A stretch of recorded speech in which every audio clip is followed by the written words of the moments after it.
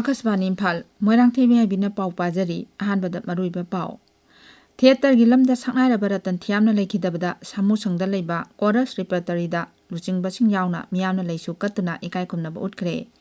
Dona Raja Mantri Jyotiraditya Sindhya na hairi leibak asigi fashion gi ihau asida awang nongpok raja chingi tawungaba sakti kyamarum lei Pradhan Mantri Narendra Modi gi namit marini oiba United Kingdom amasung Maldives khongchat ngasidagi hauragani amasung Indian Broadcasting Company gi makhada Mumbai Station dagi ihan hanba oina leibak asida radio broadcast tawkiba ningsingduna ngasi jati gi broadcasting namit pangthokli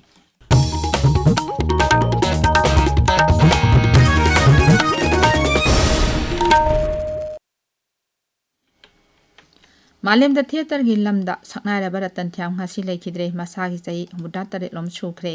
Imphal West Jilla gi samu sangda leiba chorus repertory theater da haujik haki mamangda lekhidrabagi mafamda luchingbaching yauna miyamna leisu katuna ikai kumnaba utkhi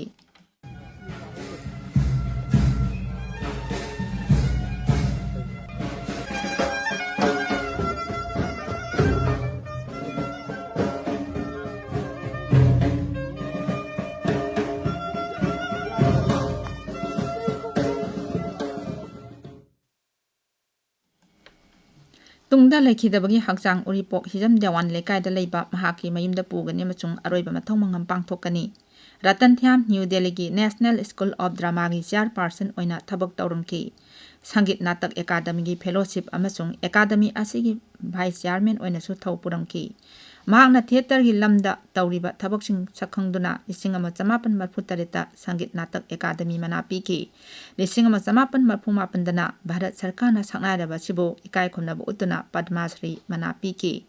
Laikhidraba saknairaba Ratan Thiamda Manipur Sarkarna Lifetime Achievement Award piduna ikai khomnaba utki Maha Chorus Repertory Theater gi founder ni Ratan Thiamna malengi Thakta singthaningai oiraba Chakravyuh Uttar Priya Darshi He Nungsibi Prithvi Chingon Mapan Tampak ama yauna tongan ba drama kaya puthoknangki English 1943 ta pangthokhiba malengi maming leiraba Edinburgh International Festival da Ratan Thiam gi Chakravyuh da First Award phangki Award asi malemda theater gi lamda piba khwaidagi wangba award ni Bharat ki oina Madhya Pradesh ki Habib Tanvir amadi Ratan Thiam natana haujik phawbada mana asi Bharat macha amatana phangba ngamdri saknairaba theater personality Ratan Thiamna phongdokkiba wafam khara If you ask me what is my religion, I will always say that humankind is my religion.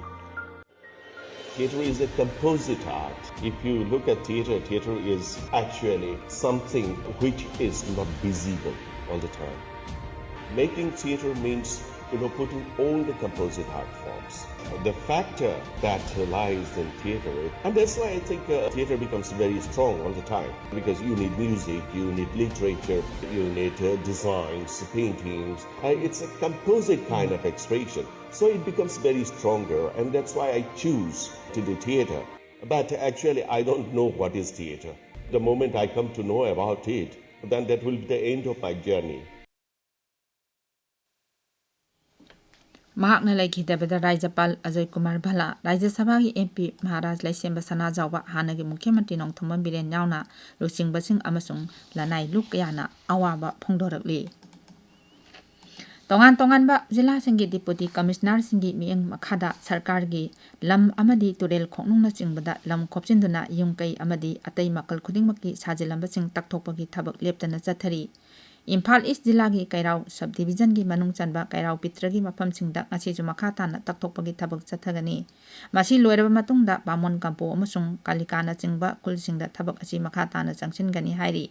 Drive asi Water Resources amasung Revenue Bibakna Security Force ka Samnaduna Chathabani Turel Torban Paringda Chathariba Eviction Drive asi Ising Chau matamda Turel gi Isel Ayet apan leitana Ningthina Chelhanba Ngamnaba Pandamda Chathabani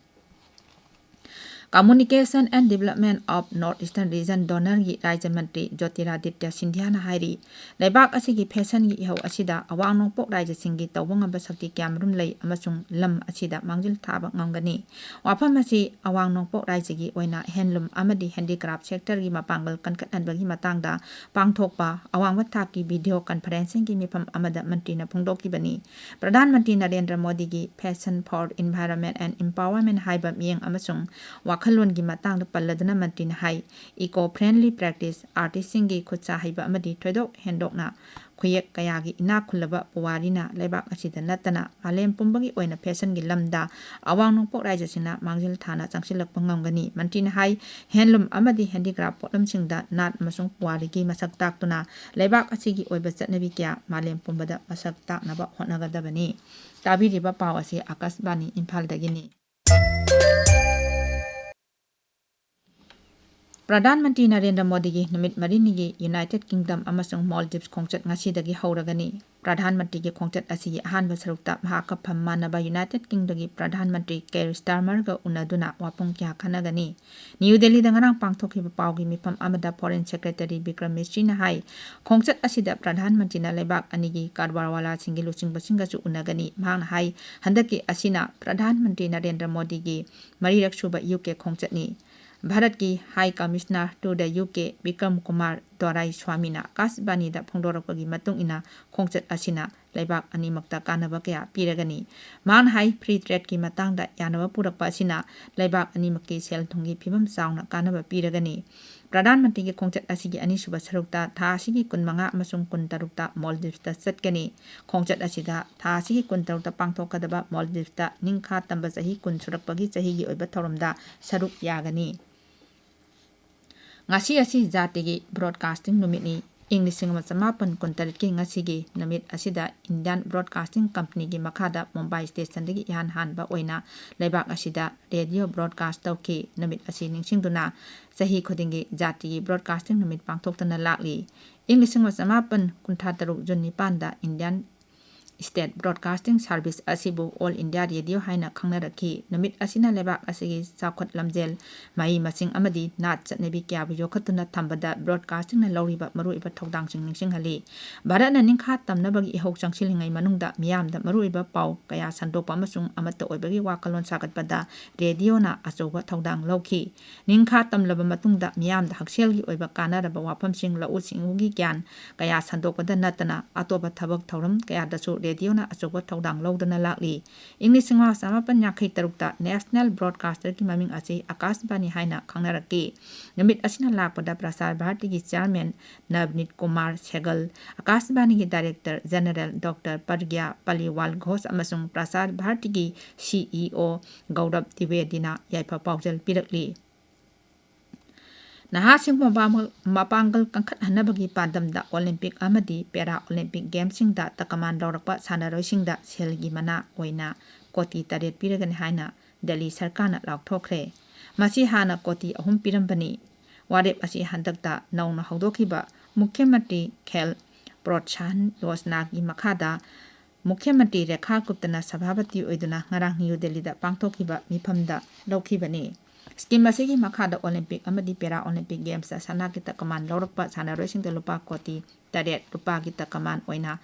koti manga amasung senjenggi oina koti ahum pigani masigi mathakta takaman phanglakpa sanaroi sing sarkar gi oiba grade A gi posting da su thabak changba yaragani masiga loinana Asian amasung Para Olympic Games sa sana kita kaman phanglakpa sanaroi singgi oina lupa koti ahum lupa kita kaman gi oina koti ani amasung senjenggi oina koti ama pigani hairi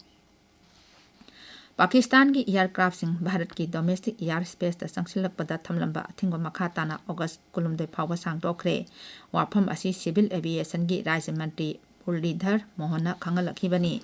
aroibada maruiba paw amo theater gi lamda saknareba ratan thiamna leikhidabada samu sangda leiba chorus repertory da luchingba sing yauna miyamna leichu katuna ikai kumnaba utkre donor gi Rajya Mantri Jyotiraditya Scindia na hairi leibak asigi Fashion gi hau asida awang nongpok rajya singi tawbang amba sakti kyamarum lay Pradhan Mantri Narendra Modi gi namit marini gi oiba United Kingdom amasung Maldives khongchat ngasidagi hauragani amasung Indian Broadcasting Company gi makhada Mumbai station dagi ihan hanbu oina lebak asida radio broadcast tawkiba ningsingduna ngasi jati gi broadcasting namit pangthokli pauloi jare